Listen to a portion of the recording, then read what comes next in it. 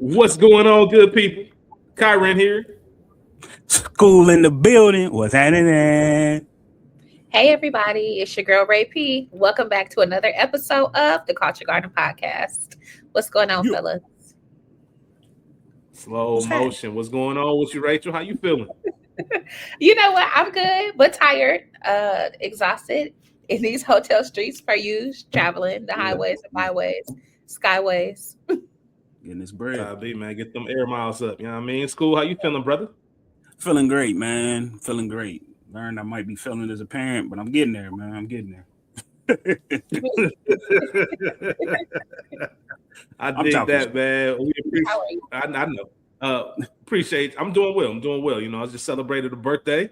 Yes. You know what I'm saying? Another year around the sun, as they say. Last year is my 30s. I'm feeling great. So I'm excited about that and everything that we have going on. So, yeah, man. Shout out to everybody out there who stopped, showed some love, called, DM, FaceTime, all of that, man. Like, I felt so much love on my birthday. Like, it was humbling. It really was. So I was happy with that. That's all I need. At this point in life, that's all you need. Like, the people in it are what makes it important. So I'm blessed to be around incredible people. So, yeah. Appreciate all y'all out there who showed me some love, and we appreciate y'all for coming back. For sure. Appreciate y'all for being here. You said what? Snowed in? Were y'all snowed in, or y'all got up out there in the streets? Nah, definitely was snowed in. I was snowed in. Yeah. I think they got it worse in Cincinnati than they did Cleveland, which is ironic. Really? Yeah, they got it real bad down there. So Saturday night, shout out to the comrades. Comrades took me out to eat on Saturday night, and Sunday is when the snow came. So from the time I got home, we actually had to cancel my game night that I had scheduled because of the snow coming. So we just went to dinner. By the time I got home Saturday night, I didn't leave the house again until Monday around 6 p.m. Okay. Because there was so much snow. It just wasn't. Yeah, but your snow was different type of snow. I saw your snow, Rachel. I saw your snow. Oh, we were shut down, baby, for that inch of snow. Hey, it's funny. We're not prepared for the snow and ice like that. So yeah, we got about 9-10 inches down here. They weren't playing. Yeah. I just saw a chart of how much snow it takes for each state to cancel school. And there's so many, like once you get Tennessee, North Carolina, South Carolina, Atlanta, dusting a little bit, a speckle of snow, they cancel because they're not prepared for it. Like Rachel said, They don't know what's going on. Yeah, they don't know what's going on. But I know y'all ain't come here for the weather report. We're not meteorologists. We are here for episode 140, y'all. Yeah, 140. Did you know that? Nah, that's what's up. No idea. For real? We're gonna have to talk about that. Yeah. I got a question. Look, you learn something new about us every single week. We're opening up episode by episode. I had no idea. Known Rachel for a very long time. I had no idea that about Pops, man. Shout out to Pops. But we are here to talk about episode 140, which is going to be In Too Deep, which came out in 1999. It is crazy. Remember, there will be spoilers and explicit content. And the synopsis. Right out of the police academy, Jeff Cole starts his undercover cop in Cincinnati. First in small-time cases, but he proves himself and moves up to a big case, befriending a brutal crime boss. Yeah, this was my week to pick. It kind of ran on my birthday, so I thought long and hard about this pick. Yeah. Originally, what I wanted to do, shout out to the legend, Rachel, one of Rachel's, many men. Delroy Lindo. Damn. Fellow voter. Yeah, Delroy Lindo. Nah, she loves some. Rachel loves some Delroy Lindo. You know, there's a few people that Rachel just loves, and Delroy's one of them. He got nominated for his first Oscar, and I wanted to do a Delroy Lindo film. I didn't want to do Clockers. I just didn't feel like talking about Clockers yet. I wanted to do. It's not streaming anywhere. But I wanted to do Lackawanna Blues. And I'm like, damn, it's not streaming. Oh, my God. What's up? Do you know how much I love Lackawanna Blues? Yeah, of course. I tweeted Hill Harper like a couple years ago. Please bring it back. to HBO or something. We'll talk about it. Sorry, go ahead. Yeah, but see, I couldn't find it anywhere. I was really gonna try to go on my like deep research dive, and I couldn't find it anywhere. But I really wanted to talk about Lackawanna Blues. Didn't feel like doing clockers. All due respects, me and Skool watched Romeo Must Die maybe 4 or 5 years ago. Definitely didn't feel like talking about that. So I'm like, let's hold off for a Delroy Lindo film. We weren't doing Malcolm X, not yet. And I landed on In Too Deep because I feel like if you know me or at least follow me, I'm synonymous with a few things. Like I'm pretty synonymous with Jay-Z. I'm synonymous with Carolina basketball. Sports fans, obviously, wine. But one thing I'm definitely synonymous with is I love some fucking Cincinnati, man. Come on. Everybody knows that about me. I love Cincinnati. I love my city. And I wanted to just dive into In Too Deep. It wasn't it's a movie I've seen countless times. But for me, it's the nostalgia of it. It's being able to see a Cincinnati that doesn't really exist. The heart of it does, the soul of it does, but the image of it isn't there. And it looks completely different. And this was shot in 1998, came out in 1999. And there's just certain things and landmarks that I just look at and just, schooling myself, I always talk about stuff like 8585, 1480. That expands across the whole city. They're just stuff that are synonymous with our childhood. And I wanted to spend time on my birthday week just talking about that. Shout out to Lowell Holmes. If you know, you know. Shout out to Lowell Holmes. Shout out to all of it. It's one of those special. You appreciate it more if you're from Cincinnati. And I've said this before on different episodes when we talk about cities being a character. I made the point, like, if there's a movie filmed and based in Toledo, Rachel probably gonna fuck with it a little bit harder than the average person. Yep. You know what I mean? Shout out to the mud, all that. So it's just something when it's from your hometown. And for us, first of all, Cincinnati's a dope city. I'm not just saying that because I'm from there, but I think people are finally recognizing all that it has, the arts, the culture, and everything else. There's a restaurant in Covington, Northern Kentucky, right over the bridge. It was named the number 2 new restaurant in the country by USA Today. It's called Carmelo's. It's my shit. It's my shit. I go there every time I'm back home. You probably seen it on my IG story, something like that. Long story short, me, Phil, my dude Scoops, we actually went there after a Bengals game, and the waiter was from Austin, and he was telling us about how he moved there. He wasn't thinking about Cincinnati. He was looking at big cities like Chicago, Seattle, some other places. He said, man, I took a trip to Cincinnati, and people back home asked me what you think. He said, I hate it. He said, I only say that because I don't want people to find out. Like, once people start coming here, they're going to really blow up and move. He said, so I tell people, nah, it's not cool. Don't come here. Emilio Estevez, who's an actor, Martin Sheen's son, Charlie Sheen's brother, Coach Bombay, Breakfast Club, nigga, Molly Ringwald. He did an interview. He's from Dayton. I think he was born in Dayton, and he has a crib in Over the Rhine where a lot of this film is shot, which obviously gentrification. He would never be living in Over the Rhine back in 1999. But he talked about Cincinnati being Paris of the Midwest. And like I said, I'm not gonna say all that. I'm not gonna go to the hyperbole, but I will say it is one of those cities. Anytime somebody comes who's never been, they always say the same thing. It's like, yo, I fuck with Cincinnati. I didn't think Cincinnati was as cool. They think of Ohio as cornfields and I hate it, shit. But shit, me and Rachel done kicked it in these Cincinnati streets. Yeah, I was gonna let you finish, but I too love Cincinnati, and I have been to Cincinnati several times. Another fun fact: I used to bowl, and we used to have bowling tournaments in Cincinnati. And we would go to the parties and colleges and third, but I didn't love Cincinnati like that until I started kicking it with you when I went to Cincinnati. Like once we were grown, when I was going to work, I was like, oh, fuck with Cincinnati. Totally different experience. And different vibe.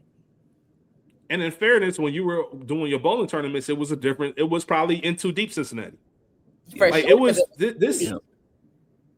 I'm sure we'll talk about it. I'm sure Skool can add on to it. Like parts of where this film was shot in downtown, and it really wasn't downtown, it was Over the Rhine, which is a neighboring neighborhood of downtown. Yeah, they call it OTR now since it's been gentrified as OTR. But Washington Park, that's exactly where we were. That's exactly where we were. We had that rooftop, I had that picture, all types of stuff. Washington Park, which isn't in the film, but now they have like the Asian food festival there. Like they have these like city fleas where the flea markets come out. There used to be a time when you in Washington Park, you only there for one reason. Yeah, buddy. You only there for one reason, looking for one of two things. You know what I mean? And maybe a woman of the night or something to have fun with a woman of the night. Exactly. Like I remember a time, and I like this won't be a memory lane episode, but I promise I'll move on. But I remember a time taking Ralph. Shout out to my brother Ralph. Both of y'all know Ralph. But Ralph came back to the city with me once, and we was down. I took him to go get some Alabama school. Come on now. Go get some Alabamas. And when we was driving back, we was passing Washington Park and seeing Uncle Danny. Uncle Danny's like, "Hey man, what you doing down here?" And it was one of them places where if your old head or your uncle, somebody seen you, they ask you like, "What you like?" Because there's nothing down here for you except for some bullshit.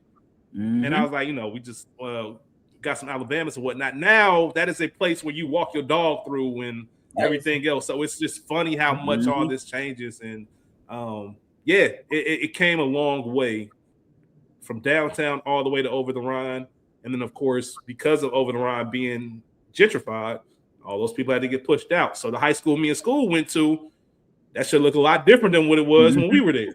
Had to go somewhere. And it got pushed up the hill, and it's so on and so forth. So it's funny to see the city kind of change in that element, but also it's cool to just kind of go back. So that's why a long-winded answer on why I picked In Too Deep. I just love Cincinnati and want to talk about it a little bit.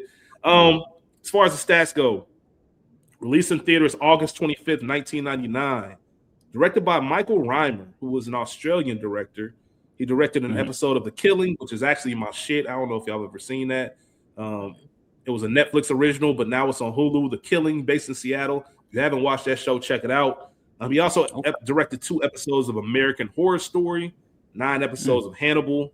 And I have a question for y'all later on about the director of this film and something that could have happened and how it might have changed this movie. It was written by Michael Henry Brown and Paul Aaron. Michael Henry Brown wrote Dead Presidents as well, another film that we did on the pod. Had a budget of an estimated $7 million and made just over $14 million in the U.S. and Canada. 4.2 million opening weekend, opened up at number 7 in the box office. 6 films ahead of it. Sixth Sense, 13th Warrior, Runaway Bride, Bowfinger, Mickey Blue Eyes, and The Thomas Crown Affair, which is actually being redone by Michael B. Jordan. It was in theaters for 11 weeks, stayed in the top 10 for 1 week, but it went on to become a cult classic and a Cincinnati classic at that. And it's currently streaming on Starz, Paramount, and Pluto. Let's talk about the cast a little bit. We got Omar Epps as Detective Jeffrey J. Reed Cole, LL Cool J as Dwayne Keith God Gittens, Nia Long as Myra, Stanley Tucci as Preston D'Ambrosio, Hill Harper, shout out to Hill Harper, as Breezy T. 06 to the Good Bros, by the way. Pam Grier as Detective Angela Wilson, Ajanou Ellis as Denise. She was going by Ellis at this time. Hassan Johnson as Latique, Gano Grills as Frisco, the rapper Shaheem as Shay, and then appearances from Maya, another one of Rachel's guys, Richard Brooks. Also Eddie on Reasonable Doubt. Big Daddy. he had a small appearance. Nas, Sticky Fingers, and Jermaine Dupri also had a role. So I gotta ask y'all, Rachel, I'm gonna start with you. Okay. Classic or nah?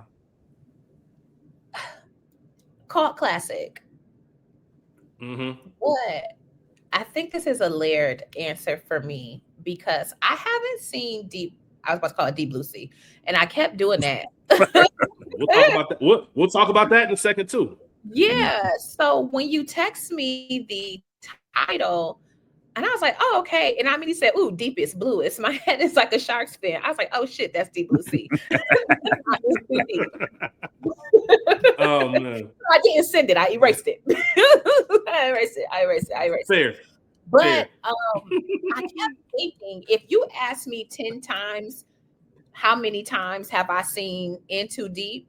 I would say I've seen it 20 times. But when I went to rewatch it, I could pick out scenes, but it wasn't, I didn't have the muscle memory of it. I was like, oh shit, how did we get here? So it is a cult classic, but it's on the cusp for me.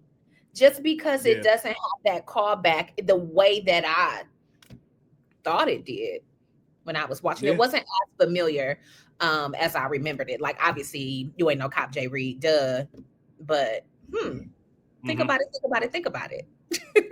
Yeah. I think there's two iconic scenes that people definitely remember. Yeah. Which is the pool stick and then the you ain't no Cop J. Reed, and everything else is hit or miss. I know the one is at least an NBA Twitter. It's now a GIF. The J. Reed shooting. When somebody got a bad night, they'll say like, "Oh, this was such and such tonight," and they'll have J. Reed just missing everything. But outside of that, you might not know it. Yeah. School. What about you? Classic or not? Oh man, that's a tough one, man. Because I'm with Ray P. I want to be like, hell yeah, it's a classic, but it's definitely a Cincinnati classic, like you said. But I agree 1,000% with Ray P. Like, I've seen this movie countless times since we weren't supposed to be watching it, type shit. To watching it, yesterday and the day before, and just was like, why don't I remember this scene? Like, and how do we get here so quick? Or wait, is this supposed to be it? Like, it had potential for sure. So, for sure. That's all right. So for me, it is a classic, but it's a cult classic. It's not a good movie classic. It's just one of those. There is a place, I think, for when you're about to reach 30 years old. He's 27 this year, and we still talk about or still recall scenes. I think there's a certain category for it.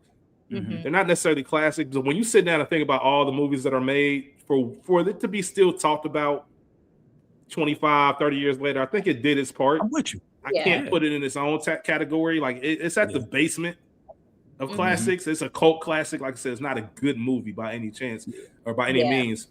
I read a review that I think said it perfectly. It just lacked emotional depth. Like, I don't care, and I don't care about any of these characters. No. Usually in a film like this, you usually find yourself rooting for somebody. Yep. Even if it's somebody like God, where you just like, all right, he the anti-hero, but I want him to get through. They didn't do enough. They didn't build them up enough to make me care. Like, whatever happens, happens. I'm just viewing something as I'm passing by, and that's what this film felt like. I found an interview from LL Cool J around the time in 1999, and he mentioned something interesting. He said this film is emotionally graphic, and it's not visually graphic. And when he said that, it made me think about it. And I'm like, you know what? That's a good way to look at this, because if you care, and this is funny, we're having this conversation because Rachel and myself were just talking about how, people look for different things in different movies. We were talking about another film that was very popular from last year that Rachel hates, but we'll talk about that at another time. But people look at movies for different things. If I'm looking at it I'm curious how these characters deal with this from an emotional standpoint. There's a lot of good things you can pull away from it. Yeah. But to keep my attention with the visuals, it doesn't just reach it. It's too much jumping around. There's too many loopholes and plot holes. I don't know how much of that has to do with the director not being from here and maybe not knowing how to connect dots. That could be something from Australia. It wasn't a terrible job, but there were definitely something missing. You can tell that watching it. It's just too much. And it seems a little bit shaky. But as Skool said last week, or I don't know if it was last week or not, but you mentioned about turning your brain off. Bad Boys too. If you turn your brain off and just kind of take it for what it is, you can find yourself appreciating it in that manner. So, it's a classic, but barely. If it's a classic in the same way, and I don't know if y'all felt this, it gave me New Jersey Drive vibes. It gave me Belly vibes, where it just kind of feels like that late 90s meshed with hip hop. I'm not talking about the movie or the storyline, but just looking at it, it just kind of felt like it. The late 90s had a certain feel and a certain aesthetic. Oh, yeah, for sure. It's different from the early 90s. It's different from the early 90s. It just felt that way. Yeah. I wrote that down. I said, this is peak 90s. And especially if you consider like hip hop, when we really, I don't want to, obviously hip hop is 50 something years old at this point, but the 90s is when we really started cementing ourselves in pop culture. And so Yeah. the 90s is where we have movies in the 80s, but the 90s, especially late, is where we're seeing more transitions of rappers turned actors and cameos and this, that, and the third, and wanting to include the hip hop scene versus just regular standard clubs. You know what I'm saying? So it's interest in what that ghetto fabulous life looked like. Yeah. I would definitely say it's when we was getting a lot more yeses than nos. They was taking risks. Shit. Yeah. Look at the cast. Look at the cast. So when you see Sticky Fingers, Shaheem, Jermaine Dupri, Nas playing a random corner boy, it was just random. How did y'all? What was going on? That was, like you said, Rachel. That was just the feel when people probably don't remember, or the younger generation definitely don't know this. When Samuel Jackson, once the rapper turned actor thing became a real thing. And they were really taking roles from movies. When Samuel Jackson came out and said, "Hey man, fuck y'all. We do this for a living. Y'all taking up all these roles and this, that, and the third." Yeah. But Rachel, you just said it best. It kind of took over the hip hop culture. Everybody wanted a piece of it. And this is even before the 2000s when it really became mainstream and you kind of took the art style. Brown Sugar came out in 2002 and they talked all about this. So you just reminded me something when you did the callback to Samuel L. Jackson. David Banner just did an interview recently, and he was talking about how I can't remember if it was for the family business or some other project that he was working on, but it was with Sam Jackson, and he was like, "What the fuck is this? This is some bullshit." And David Banner had the wherewithal to be like, "Okay, look, help me if I suck. Right? Yeah, I'm coming to you on the humble. Can you please teach me your ways?" Essentially, and he did that. He was like, "Oh, you serious?" And he took him under his wing, and I just admired that. But again, this is 30 years later. Yeah. Now it's the norm, but that back then it was a new thing. Even what year did 8 Mile come out? 2002. Get Rich, even those type of things, Notorious, and all these other movies coming out, and it was just now it's at the age, like you said, Rachel. We just turned 50, or hip hop just turned 50. A year or two ago, and even then they were still starting to tell their stories at that point. They got old enough to do that. Now it's even subgenred out where people even ask the question, what is it? Does this even qualify as hip hop? But there's so many things. Either way, we're gonna have a couple more conversations like that. I think the conversations around the movie are actually, dare I say, more interesting than the movie itself. So of course we'll go through some scenes, but there's a couple things I want to ask y'all and get y'all opinion on as we take it back with 1999 and just the state of film at that time. I want to talk about the origin a little bit, just in case people don't know this. So Omar Epps, as he's talked about this movie throughout the years, he's talked about this being, and at the beginning of the film says it's based on true events. There was a real undercover cop. I don't know where the Cincinnati part of it is. I think that's just the city they chose. I actually searched high and low for the connection to Cincinnati. But there is a real person that God is based off of, and we'll talk about him too. But there was an undercover police officer who infiltrated the city drug market and had severe PTSD once it was time for him to pull out, and ended up unaliving himself because of it. He was in too deep. His undercover character role just it took on his persona, just like we saw Jay Reed and Jeff Cole. And it became that line of which side am I on, because I've been living this side, and I really believe in my heart of hearts that y'all the cops, fuck y'all, and forgetting that I'm a cop myself. Daryl Whiting is the person who actually God is based on. He talked about it, about how the movie came about. He's actually facing life sentence, similar to the character in the movie.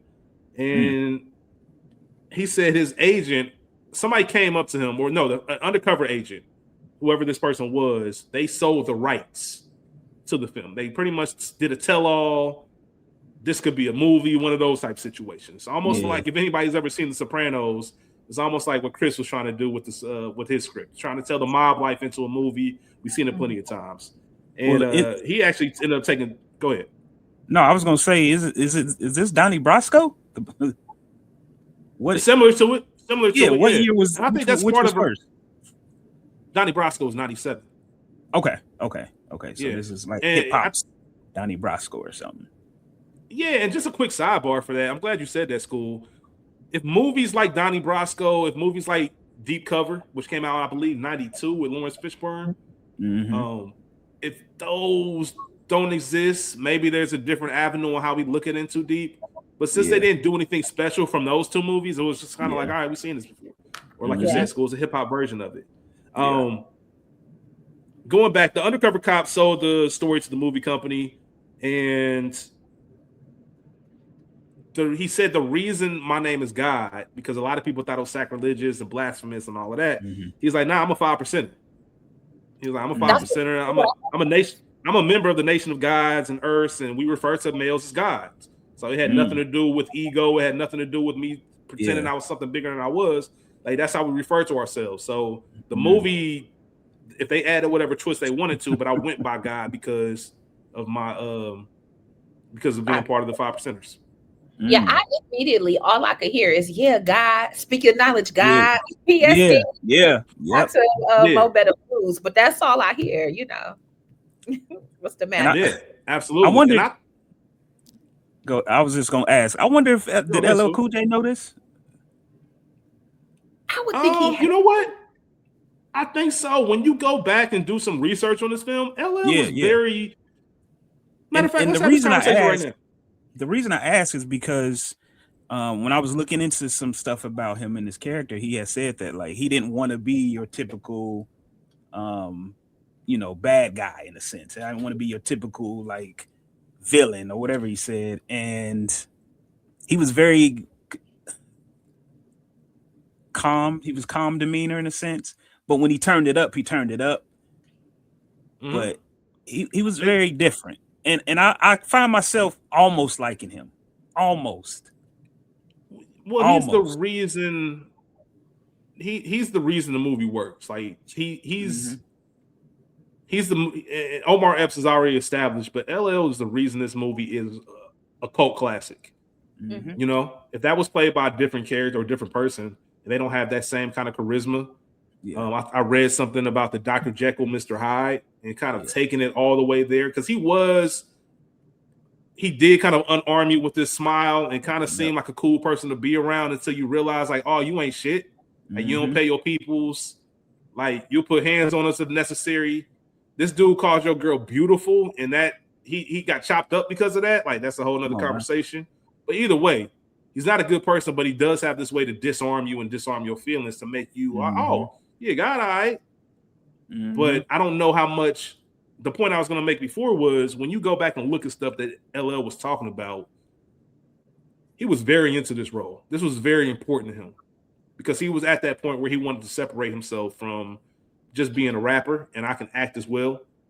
And he broke down this film and even said in this, I think I heard him in an interview talking about how I want people to look at the duality of life. And when they see me as a character named God, they realize, oh, that's not God. Like, and kind of look at it from that sense too. Like, it's almost like a double entendre in a sense. For sure. So there's a lot of stuff that goes into it. That's just my way of answering what you said about the LL know that. He knew a lot about this. He had the script and worked his ass off to get it.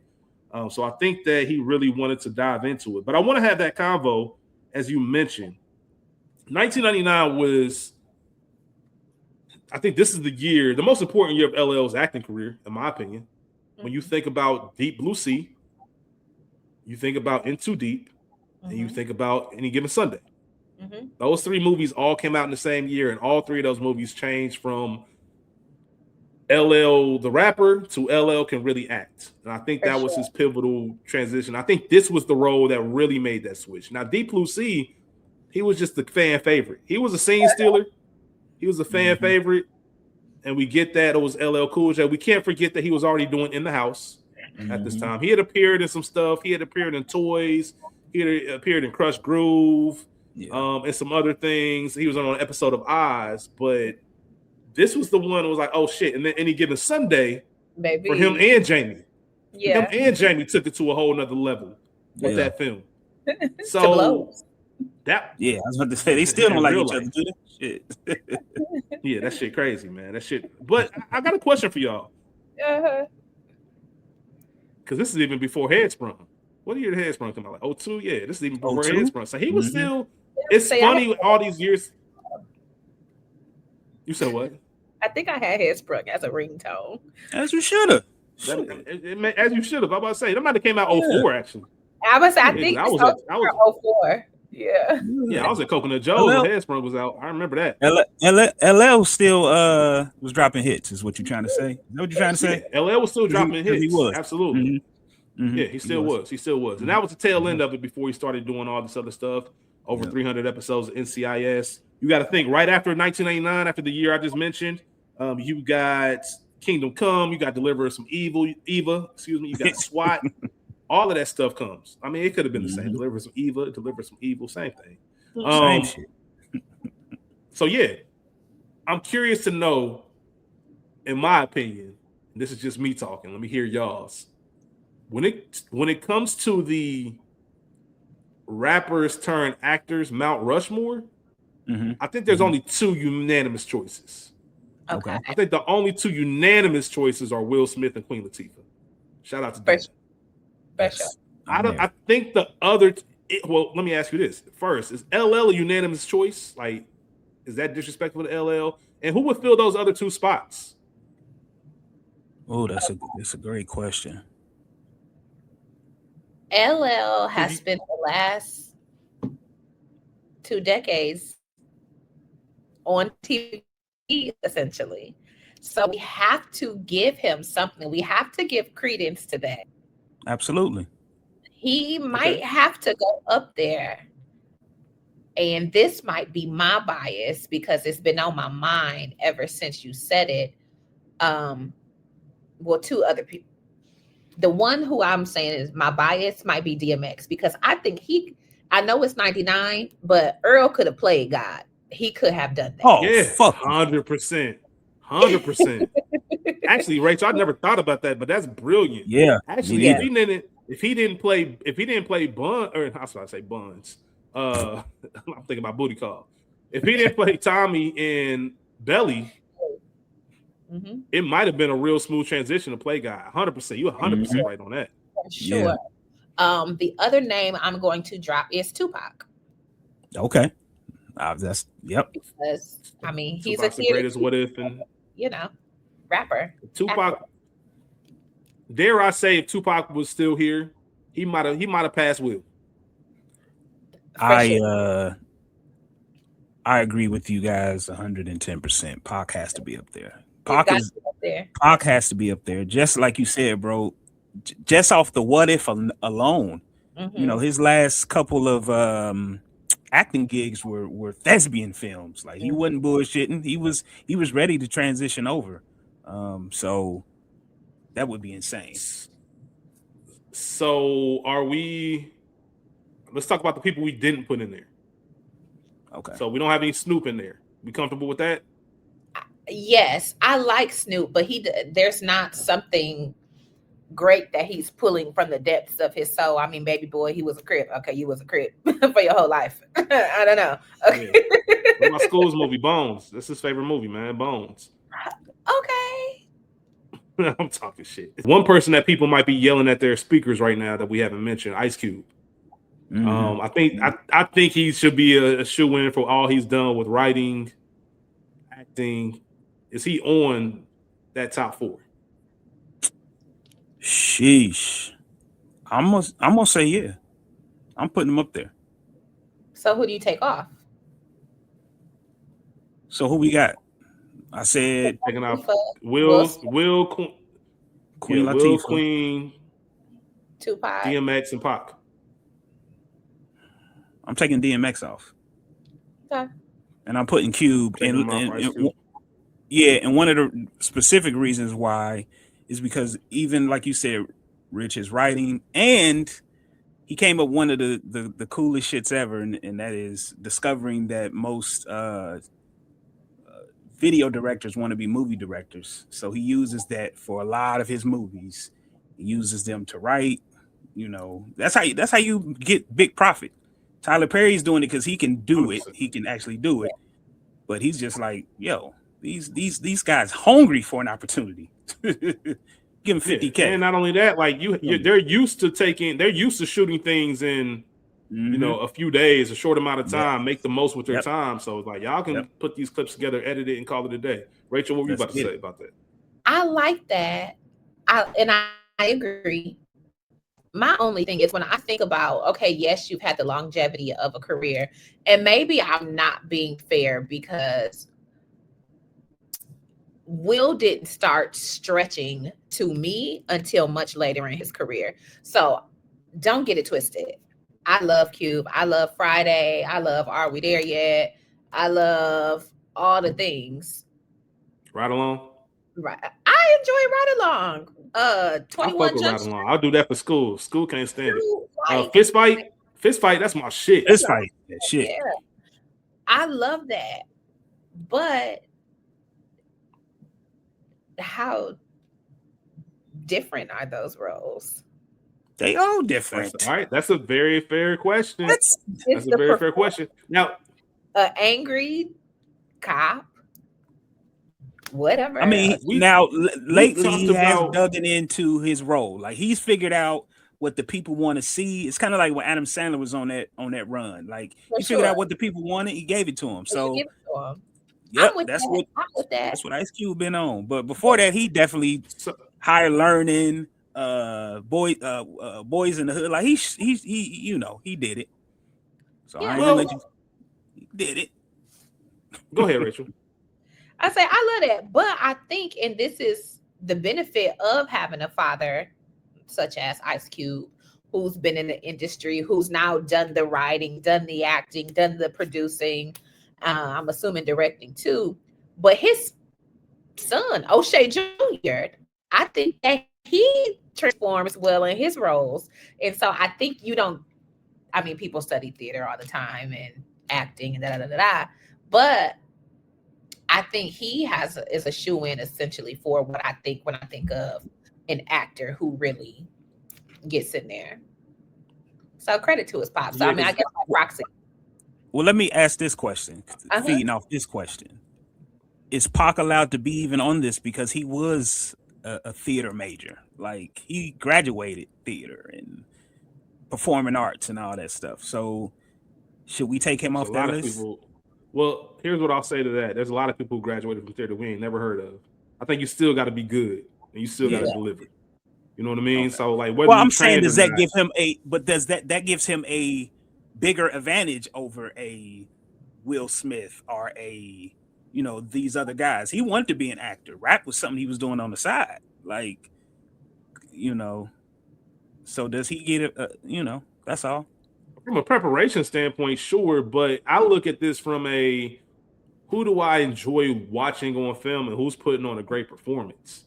And at that point, nobody really cares. It's almost like that saying that say nobody asks you how you got your money, they ask you if you have it. Yeah. Like, I don't care where you learn how to act. Like, can you act? Like, and if you can, I want to see that shit. And he knocked it out the park every time. So I definitely get your question, but I don't know if I'll give him any disadvantage for it. Because like I said, even with the training, you still got to show up. You know what I mean? You still got to show up and deliver. And some people just ain't got it. Pop had that factor people talk about. Like these people have it. So that would be my answer to that. And the one thing I think we talked about this on our barbershop episode, which was actually one of my favorite Culture Garden episodes. Very, very underrated. We did that back in the day. Calvin, the role of Calvin was a very unique character for Ice Cube because he was not that tough guy. He was a neighborhood dad. That type of situation. So yeah. And then even the long shots, when he does that, he's still playing Ice Cube in a sense. So it's interesting. I get it. The other three actors I was going to mention that are probably in this conversation, not really. Method Man, Common, and Yasin Bey. Any consideration for those three? I would definitely go Method Man. I enjoy Method Man's recent success, but I'm definitely going to go Yasin Bey. I like him. I like most. And I fuck with Common, but I would like to see him do more. I know he wasn't happy with his Just Right performance, but I would definitely like to see him do more now. realm. I haven't seen Yasin in anything for real. So, other than Brown Sugar, that's it. what was that Bruce Willis movie that he was in? Carmen Hip Opera. Well, Carmen, yeah, yep. Carmen. Yep. That sure was in The Carmen. Italian Job. Did you see the Italian Job? I don't remember it if I have. With Mark Wahlberg, I have F. Gary Gray directed it. I mean, I know what you. Yeah, I got it. I think, but I don't. It's not memorable. So, okay. Yeah, you just ain't watching it in a minute. It's pretty decent. Well, he was in Lackawanna Blues for a quick second. I'm looking at his stuff. Yeah, Bamboozled. We're talking about Karma. I'm trying to think of that name of that. There's a certain movie that he was in with Bruce Willis that I remember. And this was when he was really getting into the acting. For some reason, I cannot remember the name of it, and I cannot find it. I'm not going to spend the episode looking for it, but once it comes to me, or hit us up if you remember what the name of it was. It was a very interesting watch. Okay. The last couple of things I want to talk about before we talk about a few scenes. Lorenz Tate was originally offered the role of Jay Reed. No. How do y'all feel about this film if that takes place? No. And I see why he didn't take it. Yeah. I'm with Omar Epps is cool. And now the acting wasn't the issue. I think it was the script. The script didn't give these characters. Yeah. If you didn't know what to do with the character, how to build it up itself and come up with his own backstory, then you were just kind of stuck with what the script gave you. And I don't think anybody could have done anything with it. And I told y'all something about the director. So Ernest Dickerson was supposed to direct this film. Ernest Dickerson, makes sense. Longtime cinematographer for Spike Lee. He directed Juice. He directed School's favorite movie, Bones. I'm about to say School's favorite movie, Bones. Yep. He directed, speaking of DMX, he directed Never Die Alone, which is actually one of my. You talk about just putting a movie on and just enjoying it. Never Die Alone is my shit. Michael Ealy, all of that. Like, shout out to Never Die Alone. Yes. And Bulletproof. He also directed 6 episodes of The Wire, so shout out to him for that. But hypothetical game: does this film look different if Ernest Dickerson directs it?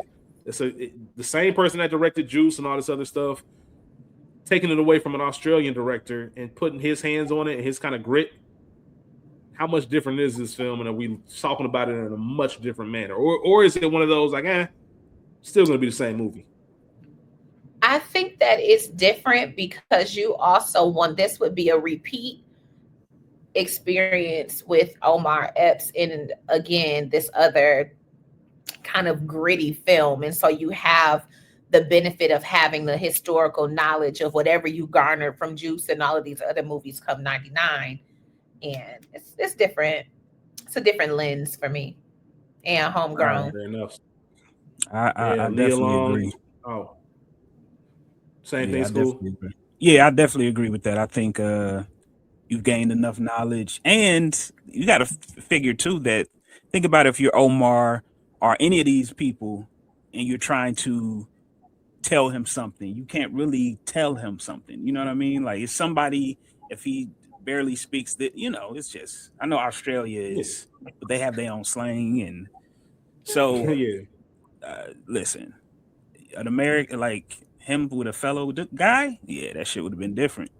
Yeah, definitely would have been different. You got some dope actors. I would love to get an idea of what that's like. Yeah, you do have some dope actors. Like I said, the hip hop element of it, he can mesh all that together and make it make sense. It's a better movie. Yeah. Don't know how much better, but it is better. I think he gives it more direction with the characters. All the backstory stuff I've mentioned, character development, meshing these scenes together, I think it goes a long way if he's the director of this film. You can tell that all three, Nas, JD, all them niggas just came randomly on set and was like, yo, can I get a scene? And they gave him a scene. We're going to talk about the JD scene. Yeah, we're going to talk about the JD scene for sure. But all right, let's talk about this movie. Like I said, it's just a couple things. It's not really, like as we said before, the emotional depth isn't there, but there's a couple things we can just, react to. So I want to talk about, I'll kick it off, the opening montage, as we always start. But that's mainly, it's near and dear to my heart because of Cincinnati. Like, there's something about, especially as a film fanatic. When you look at a film on that big screen for the first time, and we didn't even talk about that because I have no idea the first time I watched this movie. Does anybody remember? I have no idea the first time I saw this. Me either. Couldn't even tell you. I do not.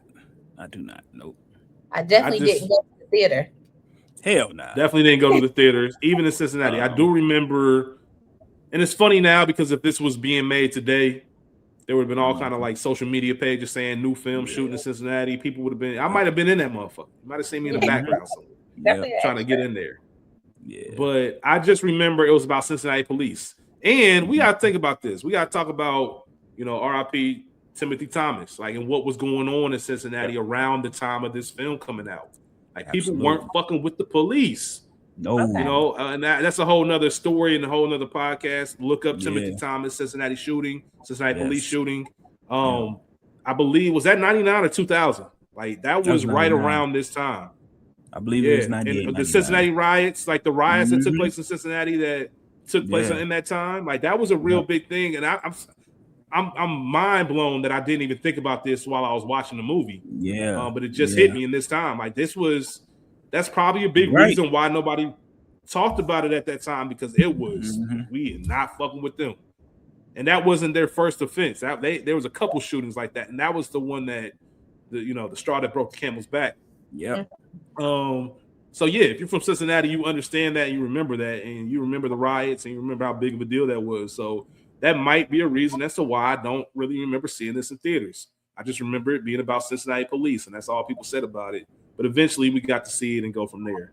But going back to the opening montage, when you just see highway signs of streets that you've driven for the past 20 plus years, it's crazy seeing what the city used to look like. And all my Cincinnati folks gonna love this. Smitty's, which is a staple. Like Smitty's was a staple. Smitty's was a black-owned menswear, youthwear store downtown on Vine Street. If you black, you went to Smitty's, man. You been to Smitty's. You got some Smitty's outfit. Your mama then came home and said, I was at Smitty's and I picked this up for you. Something. It's one of those things. It's almost like a gave you that buddies pack. yeah, straight up. They cash checks in there, all types of shit, man. Like Smitty's. So Smitty's was one of those staples that actually, damn, it would have been 100. I think it opened in 1927. It would have been 100 next year. It burned down in 2010. So Smitty's burned down in 2010. But to see it in the opening montage, and there's clips where they're rolling through the streets, you just see it's very distinct. Like it had very distinct artwork and all types of stuff. So you know right away, like, oh shit, that's Smitty's. So rewatching it this time and forgetting that it was right there, and like, oh shit, because you can't drive by it anymore. It's gone. I just thought that was real dope. And the Hood Kroger, as we used to call it in Cincinnati, the Hood Kroger, which is now on Vine. They tore that down. That's a big on Vine Street. It's a big parking lot right now, and right next to it is a black-owned wine and jazz bar owned by a black woman. Shout out to the AKAs. And then there's a black-owned clubs across the street. So just to see what it looked like then, and now I can be like, oh shit, we really bought the block. There's a soul food spot next to Nostalgia, which is the jazz club. So all these black businesses where you would have never thought that back in 1999. So just seeing that on screen was real dope.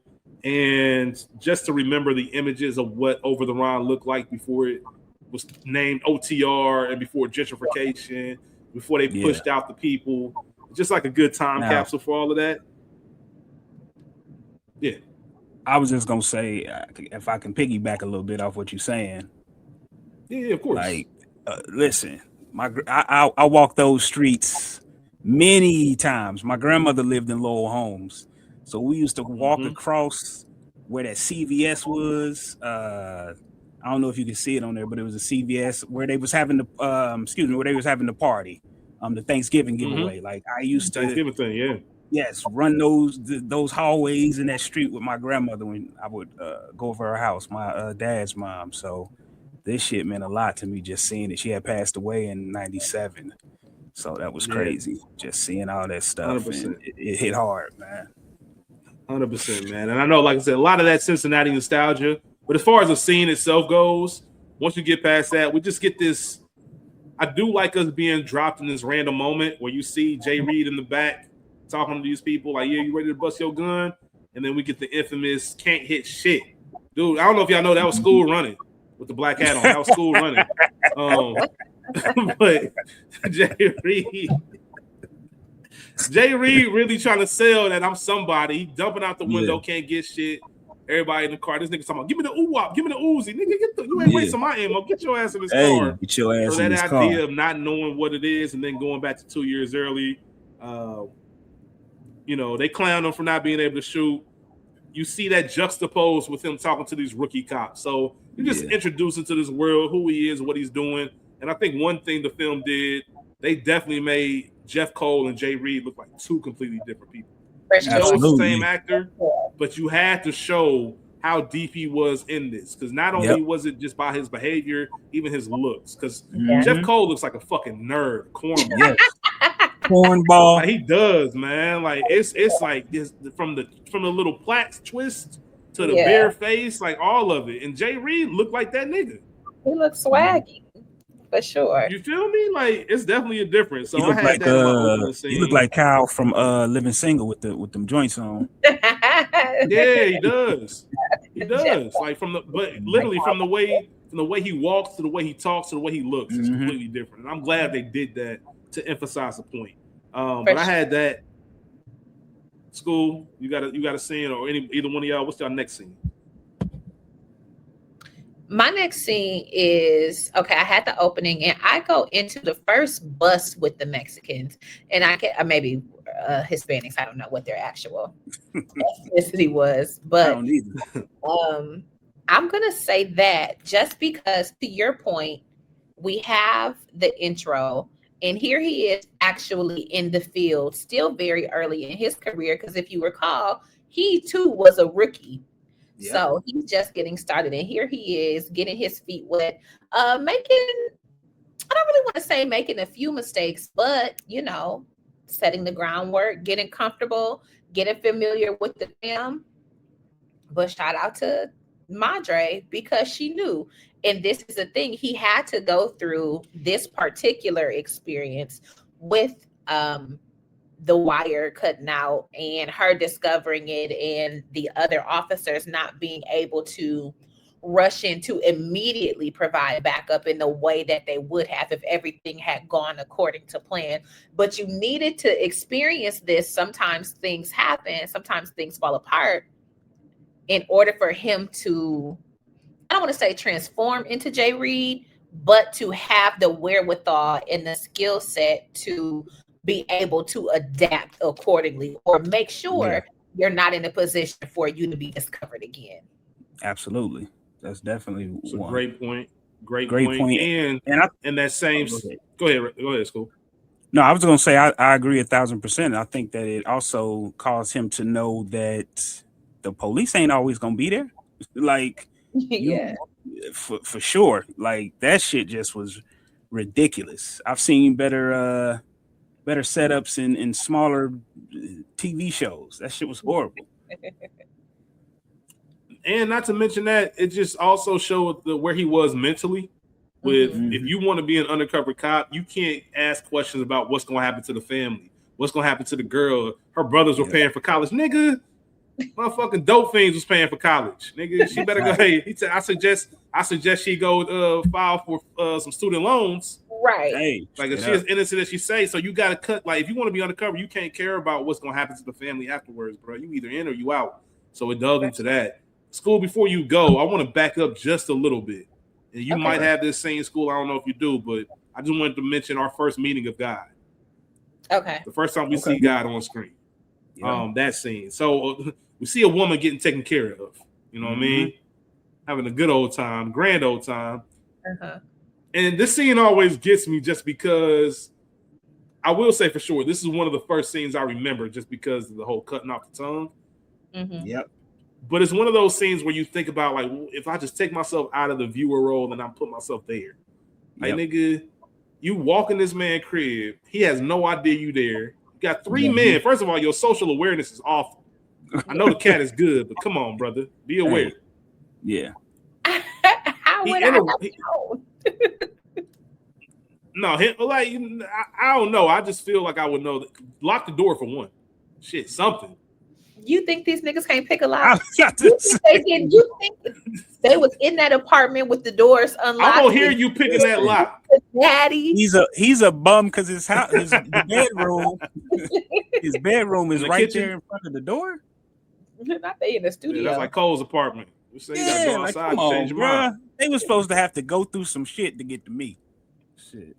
Nah, he was a square though. They did make a good job, but he was a square. He was, matter of fact, he was such a square that it makes you be like, man, you didn't have to do all that to him. Like, right. Exactly. You know what I mean? Because he wasn't even It's part of almost the like game. it's like what Ray saying to Spank in the life. Like, come on, he a square, man. He ain't know what he was fucking with. That's what that dude was. He was in over his head. He was in over his head. Sure. But the whole, I heard you real good with your tongue. Heard you using, I gotta please the lady. I gotta use it to please the ladies. Yeah, I heard you pleasing the cops with that tongue too. And they take him in that room. I love how I forget his name. Latique, nigga sitting on the bed chilling, trying to holler at her. That's how niggas will be. Yeah, your man getting fucked up in there. But what's up with you, man? I'm available after all this. Then I'll never forget the line. If I was you, I'd go in there and pick that tongue up off the floor and finish the job myself.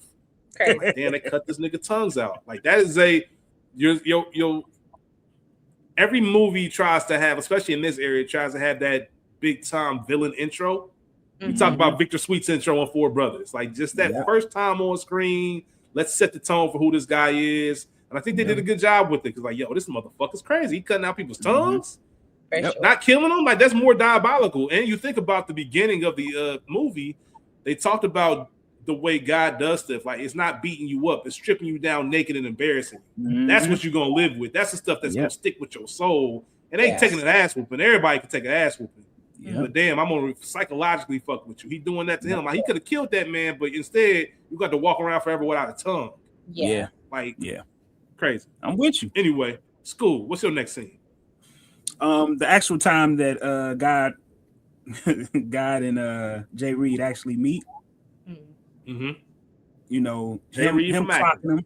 Yes, clocking him immediately, but still letting him rock. Like, all right, yeah, you see you doing your thing. He could tell he's getting a little money. Like, okay, like you said, Jay Reed has swag.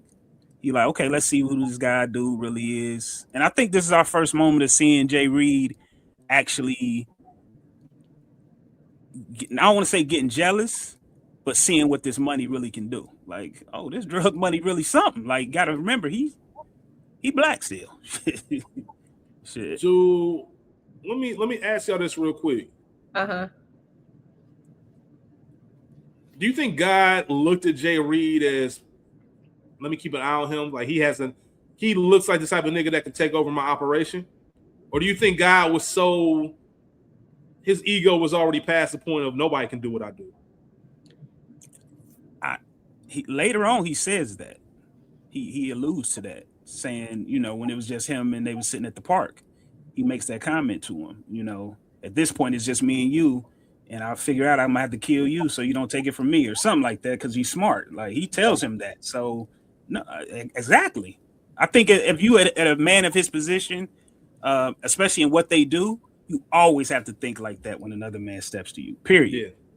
Okay. Yeah, Oh, see, that's a different perspective, because I do remember that scene later in the film, but I think just upon entry, I don't think so, because one of the major things for me is that, yes, we're talking about the difference between Jeff and Jay Reed, but there's also a different Jay Reed between the Hispanic bus when he first meets God, and then the duration, the deeper in he goes, he transforms. So I think, to answer your initial question,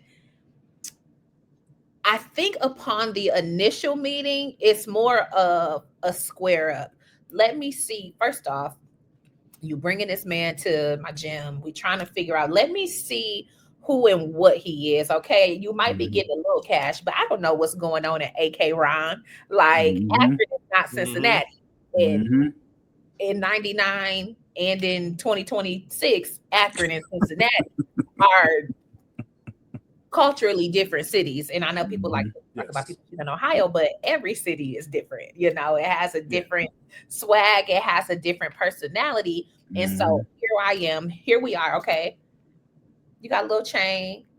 I see you. You might be doing something, but you ain't doing this. You ain't doing 11 meals worth of this. Okay. Can you box?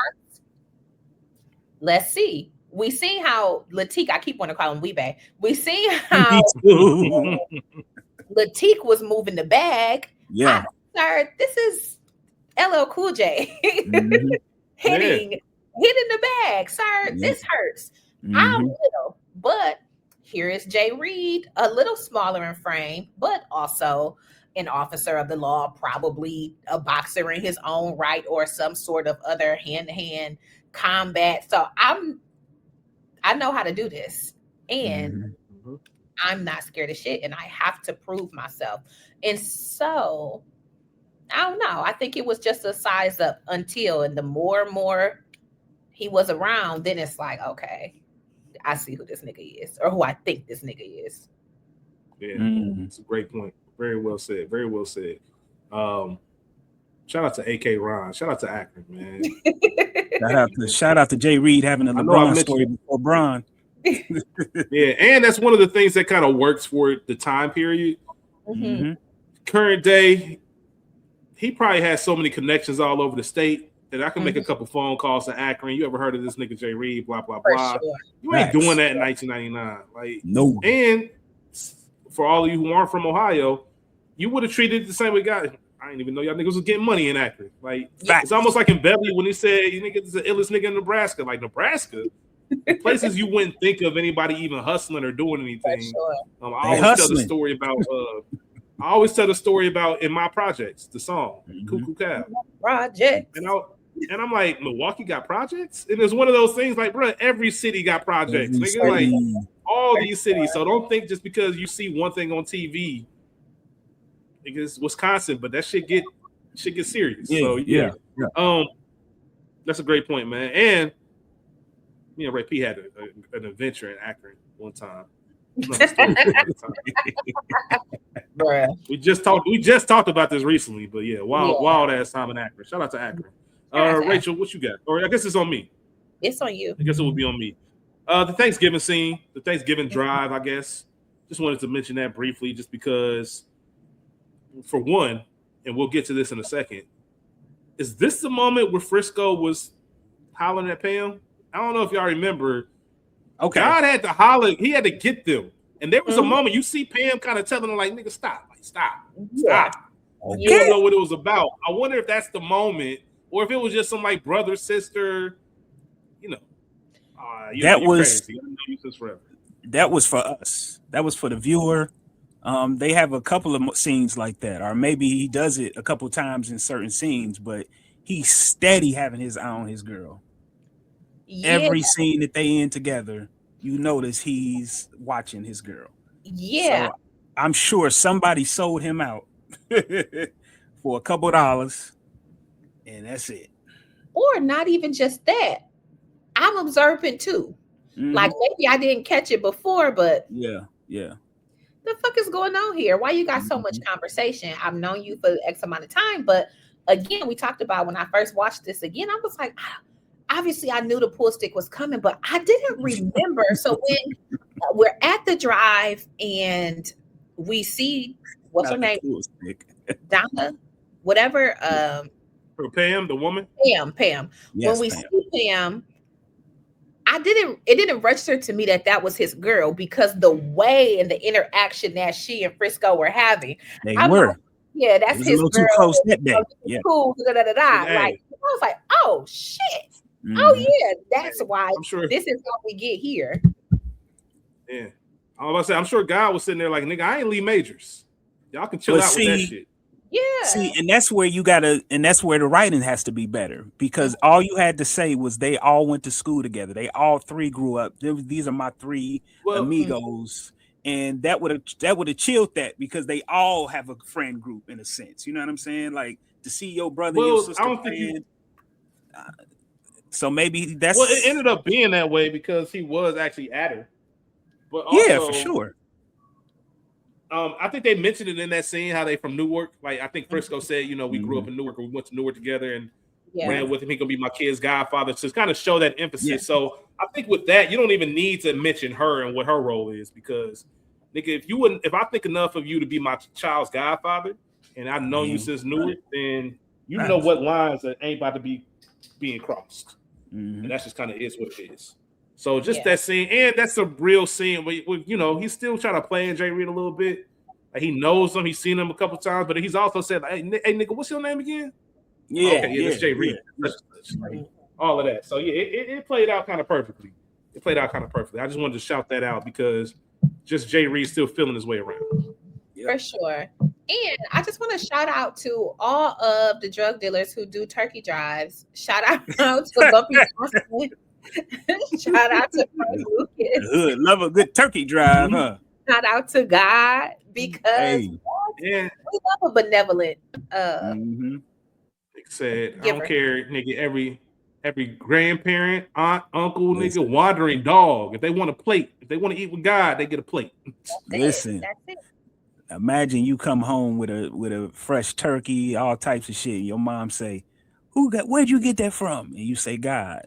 What they gonna say? God is good. Look at God. God is good. That's it. Hey, so he got the perfect. Hey, that's the low key the perfect alibi. Shout out to God. Yeah, straight up. And before Rachel, before you go to your next scene, I just want to mention because it's technically a scene we already talked about. Right after that, you flash forward. It's to indicate that it's been 2 years of all of this. They make their first introduction. Now you flash back forward to that shooting. One of the funniest moments in the film for me is when this nigga Frisco with the dead serious face. He was like, "Hey man, yo, I'm gonna tell you something. I'm a little disgusted with you, man. Like I thought you could shoot. All that shooting, you ain't hitting nothing. The way that nigga told him, I'm gonna be all the way real. I'm kind of disgusted with you. I don't know what it was. It was the delivery. It was the fact that he could have kept that to himself. But you so bad, I had to tell you. I'm disgusted with you right now, my nigga. Like disgusted. That was hideous. Listen, that was dope. I think that was one of the smartest things he did in this movie. Was that scene? You talking about Jay Reed? Yes, that was dope. Listen on him, you had to, to think on your feet that quick, like especially when he's telling it to his students, how he just like, bro, this shit can happen fast. Now let me see what kind of decisions y'all would make. They make the horrible decisions, and then you think about what he did, and it's like, damn, that's you on another level, brother. Another level. You're right. You're right. So my scene is a ways down. So mine is actually a combination of shooting Ozzy and Nash, talking to Denise, who we met at the turkey drive. We see her and Jay Reed got a little thing. You're blending. Okay. We see what type of time Ozzy and Nash are on. Not just that they are dealers, but also violent at this point. And one can only assume, even though God said he didn't put them up to try to rob Jay Reed. Yeah. You said, let me see how he handle himself. Is that y'all get money? Let me see what y'all do. Or do I know these new grimy niggas because they ain't been around that long either? And let me see how you handle yourself. And if it goes left, I'll be there to clean up the mess like he did. Facts. Yeah. May the best man win. Like, yes. I don't know none of y'all niggas for real. And I don't trust any of y'all. So whoever comes out of this, I think we all can agree that God never explicitly said, hey, I want y'all to take Jay Reed out. But I'm sure he didn't say don't do it. Like, if you can, do what you got to do. Because if y'all, that would say a lot to him. If y'all can take out a nigga like Jay Reed, from what I've gathered from him and what I think about him from our couple of encounters, if y'all can take him out, then shit, y'all can ride with me because I don't think y'all can do it. Right. And they know what I mean? And on the Jay Reed, and on the Jay Reed side, like if you are a cop, if there is suspicion, they take care of you. That's one problem off my back. And I never made the call. So if these two little young niggas get caught up with it, they can't say that God told me to do this. Nah. Now you got, speaking of Weebay, Shorty was a cop. Exactly. You know, so I think it worked out. That's a great point, Rachel. Exactly. And so for me, I just want to talk about Jay Reed a little bit. This was the shift for me for him. So like, yes, you've been around a little bit. You've shown you can't shoot, but you've been around enough. The rest of the gang, quote unquote, they cool with you. You seem like good people. You're acclimating yourself to the Cincinnati streets. But here we are in this literal life and death situation, and you got to think quick on your feet. You got to survive. You got to make it out. And I think this was, even though we have the scene, the bust at his first bust, we have that. Right. We see other things throughout up until this point. But this, for me, was, let me show you how sticky you could get. Like, this is the real deal. And where we see him starting to actually lose himself. And like Detective Preston or Captain Preston said, like, okay, look, you gone. You need a break. I told you to do XYZ. Yep. You're doing something else. Like, we got to stop it, because he, who has been around for however long, like, I'm starting to see where this is about to go left for you. Yeah. Not just from a safety standpoint, but I'm talking about you as a person. And this for me was sort of the catalyst for Jay Reed coming in too deep. Yeah, absolutely. And I agree. To your point with that scene, I love what you said about thinking quick on your feet, because he knew, you could tell all the signs were there. He knew something was up. Yep. We all take him. He even mentioned, so this, once again, this is in Cincinnati terms.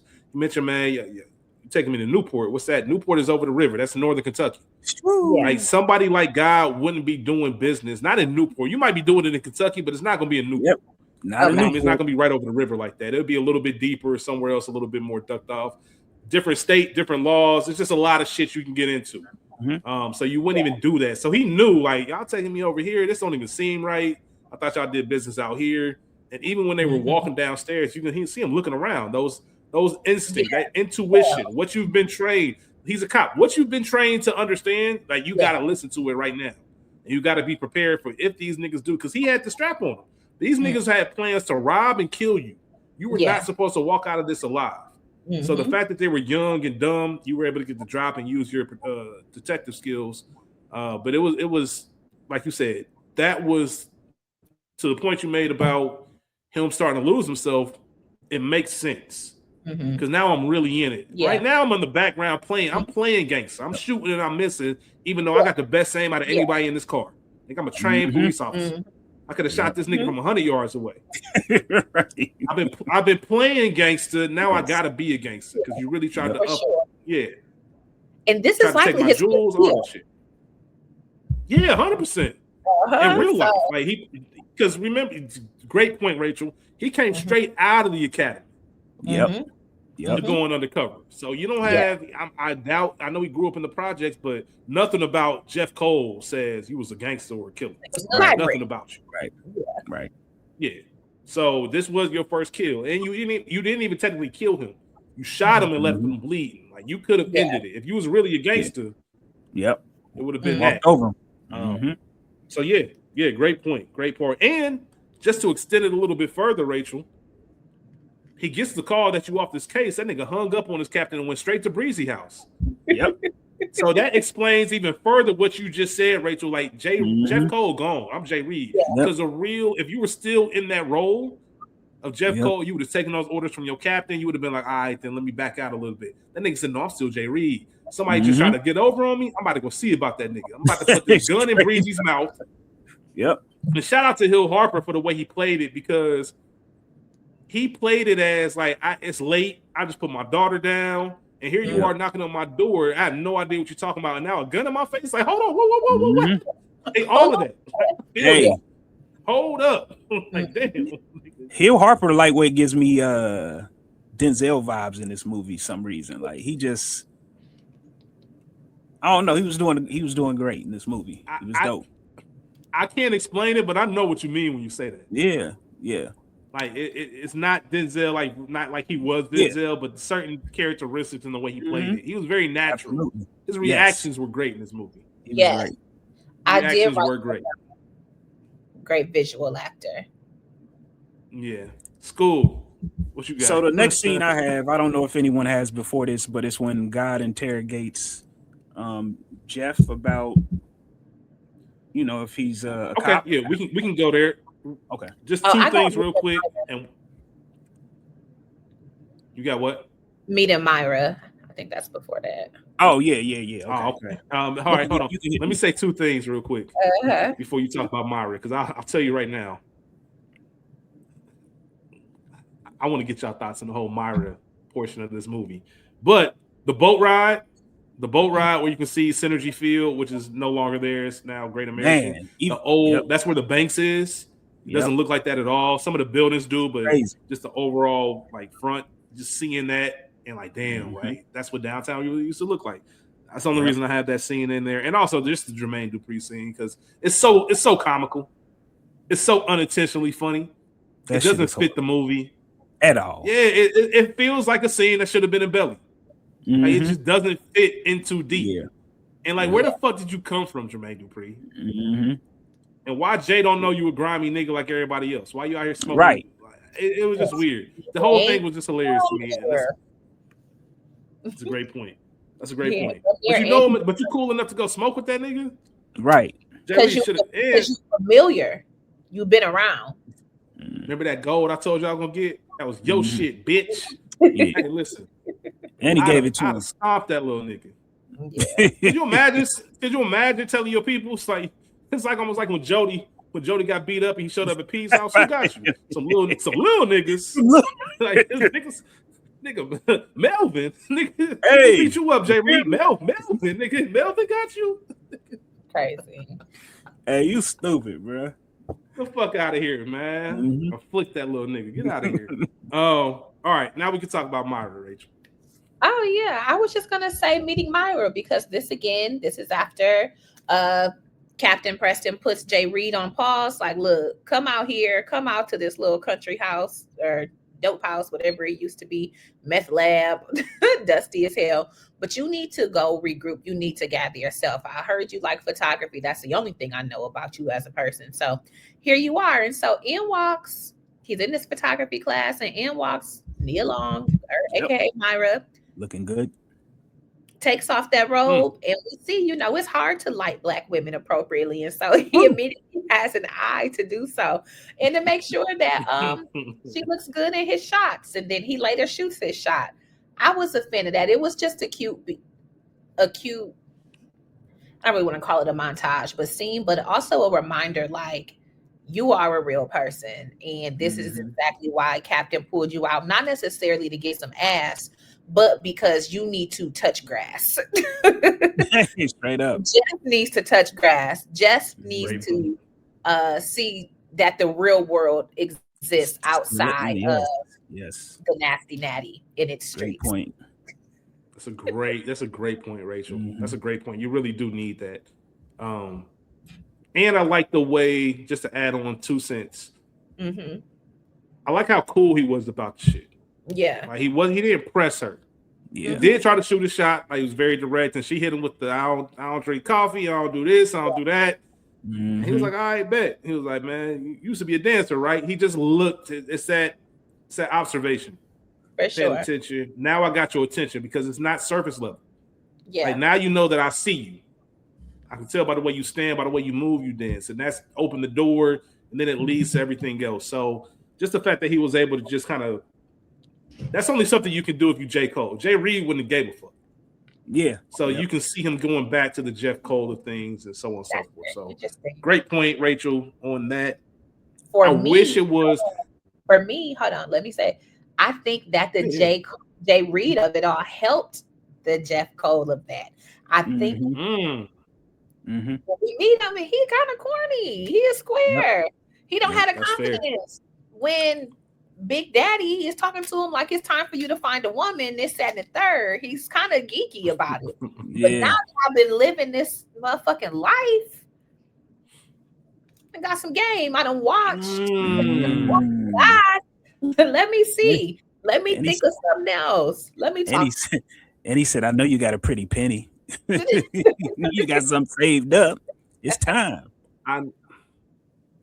I never looked at this about how much Jeff Cole probably enjoyed being Jay Reed. Like, so LL Cool J talked about, even to this day, LL Cool J talks about playing the role of God was one of his favorite characters because he got to step out the box. No different than what Denzel said about playing Alonzo on Training Day. He said that's his favorite role because I got to do something that I don't normally get to do. And it's funny, there's a scene in Entourage where one of the actors is telling Ari, like, I don't want to keep playing these same roles. I want to say go fuck yourself in a Scorsese movie. Like, actors want to do shit like that. They want to play the gangster, the tough guy. And they talk about these roles and how much they love them. Now I'm looking at it from what you just said, Rachel, of Jeff Cole being able to play this Jay Reed guy. Because even when you see him like walking through the clubs, he looking at the women in their eye. Like when he first meets Ingenue's character at the Thanksgiving thing, and Breezy tells him, man, you better get some of that. Nigga, the way she's looking at you. Like you can tell he probably never used to that. I've never had this attention, and they looking at Jay. I'm Jay Reed. Like that shit dope. Yeah, that's a great point, Rachel.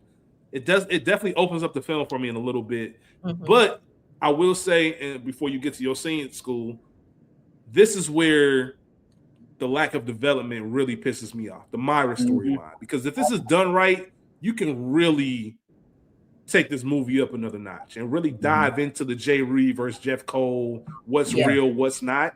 But it's just kind of slapped together. And you said the word almost, Rachel, you said the word earlier. It's almost like a montage. It's like this Myra thing is just a little piece versus something to really explore in the film. And I think they missed out on something with that. Like it was just, I want to know more about how he's feeling with this. Not just see them cuddled up and her playing with wolves. I want to see the real talks that they're having about what he's doing. Yeah, he told her he's a cop and all that, but shit, we got more. Go ahead. I was gonna say, even with another male, shit, if he would have told his captain, somebody, like, yo, Myra really means it. But anytime somebody brought her up, he would get upset and you know, don't talk about her and all this bullshit. But you should be telling somebody so the viewer knows. Like, do you really love this chick? There should have been a scene between them. Like, I think about Creed 3 when it's brought up between Donnie and Bianca about what happened, like what happened in the group home. Like Damien was telling me this. He does a whole like, leave it. I don't want to talk about that shit. Like there should have been something that Jay Reed or Jeff Cole was going through that him and Myra could have had that moment of really, let's see how fucked up you are right now. Like, do you even know who you are in this moment? Like, are you still playing a little bit of Jay Reed and framing it as Jeff Cole to her? Like, I want to dig into that, and this film just didn't have it just wasn't capable of doing it. Yeah. You know, all due respect. So it is what it is. But Skool, what's your next scene, my brother? My next scene is Weebay. I mean, what's his name? Latique. Latique. Sorry. When Latique brings Jay Reed in and tells God that he's a rat, you know, this little chick, and we see Shorty at the party, you know, that same party that Jay Reed was. That's another sign that he's slipping on his cop shit, his due diligence. You know, he's really in that mode. He all walking through, Shorty's looking at him, he looking back, but he don't even peep. Oh, girl, and I get they dye their hair blonde, but I feel like as a cop, that's you should be on it more, especially if she meant that much. Remember, he was. What happened to him? No, that wasn't the same girl. That was her cousin. Yeah. Okay. Yeah. Okay. So if you go back to the first scene when they got busted, you see the girl he was worried about, and right next to her is the girl. Okay. That's in the club. Okay. Yeah. Okay. Back us up just a skosh. Yeah. Before you jump right back in, I just want to just shout out to the christening, because this is when Jay Reed comes back after being gone and after being with Myra out the way. So, God, here we are in the church house. We got the guards outside. Me, my girl, Frisco out here because word is bond. And I'm not trying to humanize. She said because word is bond. Rachel funny as fuck, man. I'm a New Yorker. Shout out to you, because that's what they were saying, cuz. Word is bond. It's bond, like for real. One. But here we are. And I'm not trying to quote unquote humanize God in this particular instance or any other kingpin, this, that, and the third. But I just want to highlight that these people are geniuses, narcissists, very honor coded and deep feeling. And so, for as cruel and maybe brutal as we saw God be, here he is with his woman where he's tender, and here they are giving this baby back to God like he's gonna be something. So yes, I know exactly who and what I am, and maybe I'm doing it for my son so that he doesn't have to, or he can inherit it if he should so choose. Teach me the game goes. But I want to do this, and it's important. And again, here is this conversation when what's Hill Harper's character? Breezy. When Breezy and Jay Reed walk up to God again, Frisco and Pam are having a moment. Like, this is a Godfather, but again, this is another cue and key that something ain't clean in the water. Okay. Shout out to the christening. Get these babies back to the God of your understanding. Okay, go ahead. Amen, man. Shout out to McMicken Street, man. That's where that church is. McMicken. It's actually closed now, but it still looks the same. Same corner where they jogging across the street. That shit crazy. Go ahead, Skool. Hey, shout out to Ray P because that was beautiful. Hilarious. But yeah, just I that's my eye thing, I guess. I thought that was old girl because I'm like, damn, she just changed her hair color, I guess. But okay, that makes sense. But listen, Jay Reed had to think on his feet quickly because he's already seen what God is capable of, and he really even hasn't for real. You know what I mean? So, and I think the scariest part about this scene for me personally is how calm God is. Like the whole that would make it so much worse for me. Like I'm telling you, bring the bitch in here. I can show you that that's cool. Nah, you good. Like don't worry about it. Like what you mean? This my name. Like you tripping, bro. Like we gotta. And sometimes that can give you away too, like being too defensive, and so you got to play that shit right. That's what got him. That's what got him earlier in the movie. When Mama got up on him, the fact that he was so defensive, it was like, "Hey man, what something was going on with you?" Tried to rip his shit off. Yeah, you good? Let me ask y'all: was God so cool because he genuinely didn't believe it, or because he knew he had Frisco in the basement and needed to get to that? Like, I need to know, but really, I can't even give this the attention that I need to because I have I'm about to fuck my best friend up some more. Like, so here's what I think. Two birds, one stone, G. So here's what I'm thinking. This is where the backstory works out better for us if we have more information. I think God looks at Latique, and they kind of showed this with him holding the bags. Like, you a poo putt for real. Yeah. Like, I don't really respect you, and like you can be down with the crew, but you're never gonna have no high ranking position. I just don't look at you in that way. Yeah. Not to mention, as soon as I ask you how long you've known her, you say a couple weeks. Like, if I ask you for real prominent information on her, you probably couldn't tell me. You probably don't know where she lived. You don't know her last name. You don't know where people stay. You know anything about her. You don't know if anybody in her family connected. You couldn't tell me anything I need to know. So it probably is more likely that you just talking out your ass because he's probably done it before. Skool, to your point, I think there's a part of God that has to take that seriously. You have to investigate. You can't just flippantly say, he ain't no cop. No matter what you believe. And I think that's part of his downfall. That he trusted that. Which goes to show how deep Jay Reed was. Yep. So I get that. That's a testament more to him. But also, if any of y'all niggas shook, we about to find out who it is real quick. Because I got a surprise for y'all in the basement. I got a surprise for what you said, Skool. Two birds, one stone. If there is an issue, y'all gonna be all right. And if you are a cop, you about to incriminate yourself because you about to watch some shit. Yeah. And I know y'all, I know you wouldn't even be able to do it. You seen there was a shot of Breezy and Jay Reed in that basement, and they look mad uncomfortable. Word is bond, yo. Word is bond, yo. He was in there tripping. Like, yo, this nigga sick. This nigga sick. He got this. That's his man's. Yeah. From the sandbox. That's not some corner boy that you fucking up that was short a couple dollars. That's a nigga who's the godfather of your child. Yeah. Now let me ask y'all. Well, let me back up a little bit just to say this. Skool, you mentioned the club scene with this old girl who brings all this even to attention. Yeah. I think it would have been better off if Jay Reed did see her in the club. Yeah. That whole conversation could squash right there. You talk about thinking on your feet. He could have easily intimidated her on something. Yep. And it would have been one of those things. I don't even think, even if that conversation happens within that little crew, I don't even know if they go to God and say it, because my man Jay Reed held it down. Yeah. Same way when he shot the gun, he a terrible shot, but the nigga got heart. Like the way he was busting off, he got to be down. Yeah, he knew how to do just enough. So I actually would have preferred if I was Jay Reed to see her and for her to be questioning me on something like, who the fuck is you? Bitch, I ain't no cop. Like it would have went down in his favor. For sure. But I'm sure y'all know this by now. Did y'all know this scene wasn't in the script? The pool scene? No, I didn't know that. So the pool table scene, this is when I was like, LL might be a sick motherfucker. This was not in the script. LL Cool J came up with this idea because he wanted to show his range as an actor and really dive into the bad guy. So he brought this whole scene.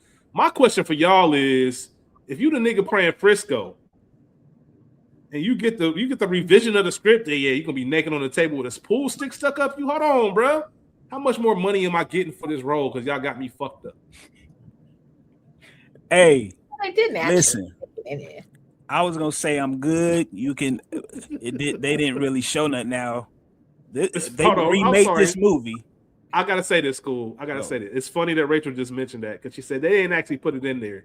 It reminds me of The Wire. Okay. Spoiler alert. Fast forward for a minute if you've never seen The Wire, because I'm about to give a big spoiler away. Give y'all a couple seconds. All right. When Idris Elba's character, met his demise. In the script, they wanted Omar to pee on him. And that nigga Idris would say, absolutely fucking not. Are y'all crazy? And the dude, the person on set told him, like, hey, don't worry, it won't be you. And Idris said, I don't give a fuck if it's me or not. Y'all not using my character who I played to get pissed on. Like, we're not doing that. So I look at it from this perspective of, hey, I never knew that. Y'all not about to violate me on screen. You ain't know that about Stringer? Yeah, he in the show obviously he didn't make it because he stood on the table on some, y'all not about to have Stringer get pissed off. We're not doing that. It'll be a double, it'll be a fake body. I don't care. Nigga, people when they see Stringer, they see me. They gonna say you the nigga that got pissed on the wire. Yeah, you know what's up? Hey, you know it's LL Cool J. And we, when we talk about Any Given Sunday, we'll talk about the method acting of LL Cool J. For sure. He was in the zone, and I'm sure we got to remember, even when people play gangsters, they still actors. They're still professionals. I'm sure they look at it as a role and disassociate. But I would have been like, damn, it's fucked up, man. And I'd have pulled LL to the side like, hey, man, what the fuck is going on with you that you wrote this in the script? Yeah, this is insane. Cool. Yeah, you good, bro? You cool? Are we straight? Like you LL, right? You James Todd Smith. You ain't really God. Like we ain't got to do this. Nigga was feeling it. But it's one of those scenes where you always remember. Yeah, I think that look of uncomfortability on their faces was real. I think they was just like, I can't believe this nigga. Can't believe we filming this shit. So because you could tell the way LL spit on his hand. It was the way he was like, you could tell in his head, he was like, I'm really about to do this shit. Fuck. Yeah. He took it there. Yeah. He took it there. Yeah, he wanted to show his range as an actor. So I just wanted to shout that. Bless that. So yeah. That shit crazy. And real quick, go ahead. It's calling his baby mom's beautiful. Is that worth all that? No, because it had to have been more than that. He said I was drunk. Had to, right? Yeah, he got drunk and got caught slipping, man. Yeah. That's all. Got caught slipping. Got to be more careful. Got to be more careful. Got to be more careful. I'm I would hope through, my boy. That shit is insane. the scene that I have next is really the end. Do y'all have anything else before that? Mm-mm. Yeah, so it's really just the end. I mean, there is a little bit of, once again, in a hypothetical world, if you dig into this world and expand it, you really could have played on that whole. I thought it was interesting that Jay Reed was talking to Breezy and Shay. Say, you know, how God doing? Yeah, he paying y'all, like y'all good. I would have loved to see him falling so deep into this Jay Reed character that he's thinking, you know, maybe I could be the drug kingpin of Cincinnati. Well, I mean, bro, I can have he has that moment though. Yeah, he talked to Prez and said it. Yeah, like I got them at the point where they would kill him. A little young nigga would kill him and turn this shit all over to me. Like, and I'm like, yeah, I want to see those internal moments. I would have loved to see a few scenes without Prez where he really is wrapped in the world of Jay Reed and thinking to himself like, yo, I could really take him out. Or maybe there's a moment where it's him and God standing, I don't know, who knows, on a rooftop. And maybe there's a moment where he thinks about it like, I could push this nigga over and this shit really be mine. I want to see that internal struggle go on. But once again, the movie just didn't give us any of that. But it would have been very interesting. But the ending, Jay Reed starting the transformation and turning back into J. Cole, or at least trying. Yeah. And obviously the famous, you a cop. All I wanted to do was be there for you, dog. Hey. All I did was be there for you. That's all I did. Huh, Jay Reed? Hey. You ain't no cop. You ain't no cop, Jay Reed. You a sellout. You a sellout. All of that's infamous. But everything even leading up to it. I think the one thing that's not discussed enough is God was not cautious at all. This should have never really happened. Yeah. Like, this should have never happened. Like, Jay Reed should have never been this close without more vetting. And maybe it happened and it was all off screen. But I feel like at this point, you should know Jay Reed a cop. And I get it. He was really in there. I get it. I knew you were going to say that. Just because you're smart enough to know that people are always going to be coming for your position, you got to be smart enough to think that somebody's going to try to take you down as well. Like, it just seems, I just feel like he would have been a little bit more vetted. Like, some people, it's hard to believe that they would get caught with an undercover cop in their scene. I don't know. Been around and you've been everywhere with me. We seen Brooklyn's finest. You've been, you a new nigga, but you've been around. You ain't scared of shit. That's what, to the conversation that Skool talked about. You've been around. You've been putting in all the work. You ain't scared of shit. Not even me. And that I got yours. You show up when it matter. You got your own motion. That's what it came down to. Because when it came down, and I'm gonna get you in a second, Skool. Even when it came down to Pam Grier's character coming in, that nigga put that gun on. Like, there was that moment of nigga, you the cops. Yeah. Like, nigga, you the cops. That's what she wanted to say. You the cops. Nigga, chill out. Skool, what you gonna say? My fault, Rachel. Hey, go ahead, Ray. I was just gonna say, even when he was having that moment with Myra ass, when the boys pulled up, nigga, you pulled your pistol on these uniform officers. Yeah, you wild, is bro. You cool? Yeah, they could have rocked you. They could have rocked you in, and I know we haven't really gotten to things that bother me, but even her screaming, "He's a cop! He's a cop!" Man, where we at? Right. Anybody could be randomly walking. But okay, that was all. Go ahead. Listen, I'm with y'all, man. Listen, I think that this is just all bad. You hear me? It's all bad. This shit should have went a whole nother way. And I think they should have just, like you said, Rich, just gave us a couple more scenes of him battling this. Because I just didn't. I felt like he hated that Pam Grier's character more than that's why he was holding that gun. It ain't had nothing to do with him trying to take over. He just was on her. Yeah, I think that was just the Jay Reed coming out when he was getting questioned by fellow. It's one thing when it's Prez. Yeah, because he was even getting bucking back at Prez some. Yeah. Well, once it's Jay Reed and even the other dude, like the DEA dude, he was giving him looks like, nigga, fuck you, pretty much. So yes. So on the flip side of what you just said, Skool, I would have liked afterwards to see, because we see from that moment, he can't even read those rights to him because he feels like he really ratted on his boy. Ratted his boy. You feel like he ratted his boy out. How did you go from? And I know there's work that goes into it. I just would have liked to have seen it. You watching tape with Prez talking about something. I can't wait to see him face to face again. I can't wait to give the bastard what he deserves. Like, I just want to see a little bit more of that transition back to Jeff Cole because you were in it. You were Jay Reed. Yeah, for sure. Like that was your boy. He shot a man for you. He killed a man that was about to shoot you. Yeah. Like, I don't know how many other officers have done that for you. You get what I'm saying? Like you owed him something, and he was right. All I ever did was be there for you. And there's got to be some kind of side of it, and maybe he doesn't think like this, but damn, I just got this man booked on 2 life sentences. Mm-hmm. You know what I mean? Yeah. It's a this baby out here. It makes sense as to why it makes sense as to why the real officer couldn't take that duality. It also go ahead and end it himself. It also shows you how deep. Is. It also shows you how deep the other side is willing to go to catch the bad guy, as they say. You know what I'm saying? Like, because his bosses didn't give 2 fucks. Like, this nigga pulled a weapon out on a fellow officer. Like, that's major shit. Like, and he's a black officer. They let that shit slide. Like, they said he's right. We ain't never been this close. So guess what? I believe him. If he say that has something to do with us getting God, then I believe him. Let's go. Shit. They ain't give a fuck. That was the one thing that Prez use you and abuse you, bro.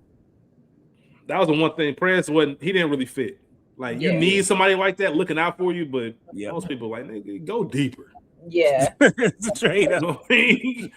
Catch a body if you need to. Catch a body if you need to. Nigga, sell some crack, steal some money, but we got to get them. So, just the ending and the expression acting from LL in that scene. Man, you just look at it from an acting perspective, just that disbelief. Like, fuck out of here, man. Yeah, you said, man, read him as Officer Cole. You want to do the honor, man? Fuck out of here. This nigga ain't no. Listen, I got a $600 an hour lawyer. We cool. Hey. Walking out and the way he was talking to the cops. How you doing, sir? Sorry, it must be a misunderstanding. How you doing? Yeah, it's all a big misunderstanding. Don't worry, we'll get it all cleared up. Yeah. That's not what he expected. Man, that's the way that scene is shot so beautifully, so perfectly, that without even originally at the first moment seeing his face, seeing God's face, you know his face as a human being, like that face of shock and like what the fuck, like. And then they zoom in on it and makes it that's a beautiful shot scene. I love it. And just to wrap up the point, Skool, it's not even, you can tell he's not even thinking about the potential time and all the crimes he can be committed of. He's just thinking like, damn, my dog really did me in like this. I can't believe you did me dirty. Mm-hmm. Like, fuck the years, fuck the time. There's something about if I go down, I want it to go down a certain way. Yeah. And nobody wants to get stopped for no dumb shit. Right? You don't want to get stopped for them broken tail light. You want it to be some real shit. And you know what else? The nigga that I trusted the most. You know what else I thought about real quick too is the fact that, and I know we keep talking about how deep he had gone in, but him and God beating up old girl with the son in the car is ridiculous, bro. Like, Jay Reed was for the kids for a minute, and now he in here. Yeah, that was early on. Yeah, he was for the kids, and he was tender on Denise or Niecy. I was gonna say they made a point of him really liking her, and then he see her in the streets, and he just like, fuck that bitch. She just another bitch. Like, that shit was crazy. See Jay Reed now. He all the way in there. He's all the way in, and I think it was the realization, because this was the other part that was unclear to me, even in her role reversal. When we meet her, she's coming to God because she needs some money. I couldn't tell if she was a fiend then, or maybe she had been and had cleaned herself up. She was clean when we first met her. I don't do this anymore. And now you done let them prep that work in your house. Now it's right there, and now you're back on it. And so when I was surprised that she was at the christening even, because you back on that stuff, you know what I'm saying? And it was cleared in. And for me, that's probably why she didn't speak to Jay Reed. She walked right past him. Like, you looked at him. Maybe you're not going to he disappeared, but I'm not the girl that you left. I'm back on that stuff. And now I got this other around and this and the third. But yeah, sad times. Yeah, absolutely, absolutely, man. A lot of meat left on the bone, man. I feel I've been avoiding all the innuendos with the title "In Too Deep." There's a lot of innuendos that I've been trying to telling my mind to just stop. But yeah, they left some meat on the bone on this one, but still one of those movies, like I said, it stands the test of time as far as still being discussed. Not a great film, could have been a lot better, but not an awful film. It's something you can still put. Yeah, it's rewatchable and it's good enough. Yeah, 100%. Any best quotes? I said most of mine. It's not really a quotable movie outside of "You Ain't No Cop, Jay Reed." That's it. Think about it. That's all I got. Them two. Whoa. Lower your motherfucking voice in my office, dog. School, did you have anything? Nope. All right. Scene stealer. What we got? I got Breeze, man. Every time I watch this movie, I like Breeze more and more. He definitely is one of those characters that grows on me every time I see this film. He played his role to the T, man. And I guess he technically was a snitch, I guess, right? I think that's what they would call him, a snitch now. Well, he was a good guy, man. Shit. Just a young kid caught up in the street life. Yeah. And I'm glad they did put in that he wasn't, at that diner scene, as I mentioned earlier, they had told Jay Reed, he only pays the Newark niggas that he came up with. Like he tells us the Cincinnati niggas ain't getting no money till we prove ourselves. So it gave a little bit of incentive for him to snitch. Yeah, for sure. Rachel, who you got? So I'm torn. Breezy is a top contender for me. But I also, in the lowest of keys, it could go to Latique. It could go to Press. It could go to Stanley Tucci. Yeah, Stanley Tucci is incredible. I'm sure we'll talk about him in the next few months with Devil Wear Prada coming out soon. For sure. So I'm sure we'll do that movie in May. I know we don't normally do this. I know we don't normally give scene stealer to a main character, but I'm giving it to LL. Okay. I just think that this movie just falls apart without him, even with established actors like Omar Epps and Stanley Tucci. Yeah. And Hill Harper and Ingenue, even with them in there. LL is the reason, like I said, that you keep coming back. I think his scenes, every time he's on there, you're glued to what he does and what he says. Especially when this is early LL and kind of the start of that. So it's a rarity that I ever give this away to someone, but that's what I'm giving it. What you smiling about? What you doing? You really love this performance. I love this performance. I love this performance. Things that bother you. Did you have anything that bother you? I already said it. Myra, he's a cop. He's a cop. Man, like, shut up. Yeah, that, and she was just too mad. I'm undercover. You knew that. I understand you might not be able to take it, but the reaction was a bit much. But also, she didn't know that nigga Jay Reed was the one who was going to be pressing her. Fair. Not Jeff. So that's probably the biggest thing. I mean, other just random. I had something. Go ahead. Something minor. What happened to Maya? Yeah, I don't even know who Maya. I don't even know who Maya was. Was that his love interest? Was that a sister? Was that a cousin? I don't know who that was. She was just randomly in the movie. Now, granted, this is 99. This is early Maya. But at the same time, it was just like, damn, what happened to you? And then also, can you go undercover that quickly? And it's really more of a question. It doesn't bother me. It's more of a question. Like, can you go fresh out of the academy to going undercover the very next day? So, probably not. But I see a case where it works because you're a completely new face. You don't run the risk of anybody being able to make you as an officer because you don't have any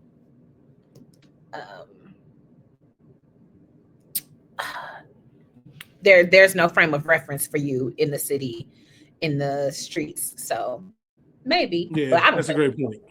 That's the only thing that will make it make sense for me. That's a great point. That's a great point.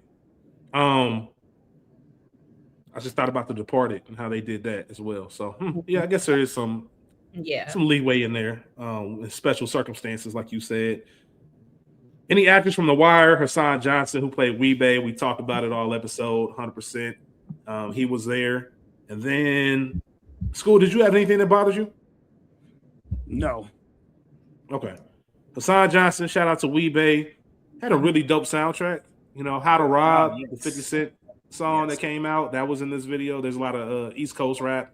Mm-hmm. If you were in that 90s hip hop bag, you know, this was a very good soundtrack. Back when soundtracks were still soundtracks. Wouldn't let that happen to me. I don't know if there's anything in there for anybody.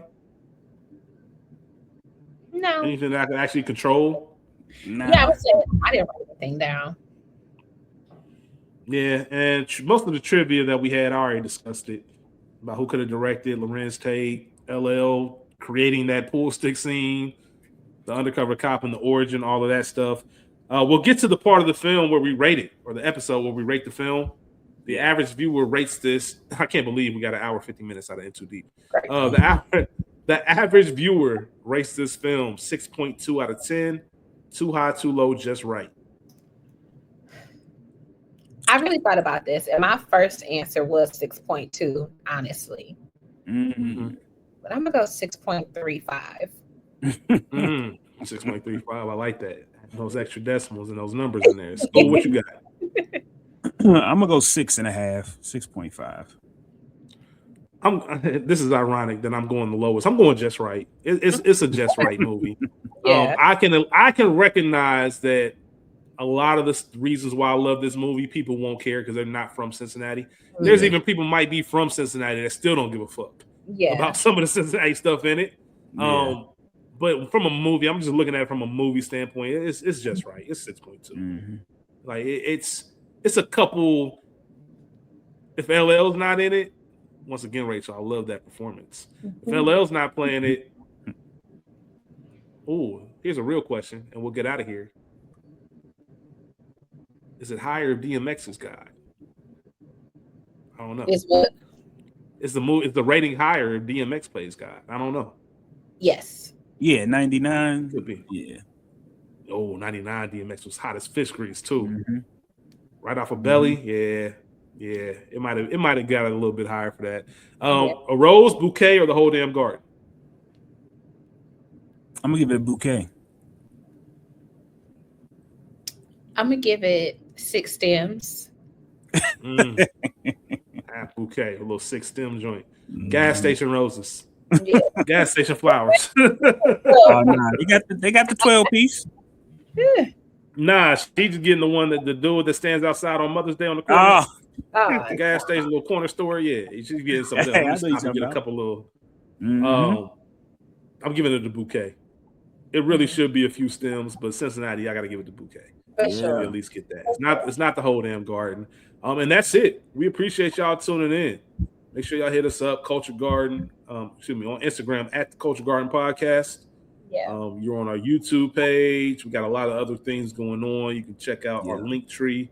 And that is it. So we are going to be rolling into February. Obviously, we got the Black Gorilla Awards conversation coming up. And you know, me and Rachel have been holding it down for the past few years on Romance Month. Might throw a little curveball in there, but we definitely want to get into the love month and talk about some Black love. So we'll get. I just wanted to hear Rachel sing. Nah, go ahead. I just wanted to hear you sing. But that's it. That's all we got for y'all. We appreciate you. Don't forget to like, subscribe, share. Y'all be cool. How y'all be cool? Peace. 1. Word to Mother B. Word to Mother B. Word to Mother. Peace to the guys. Yeah. Oh, no. Yeah.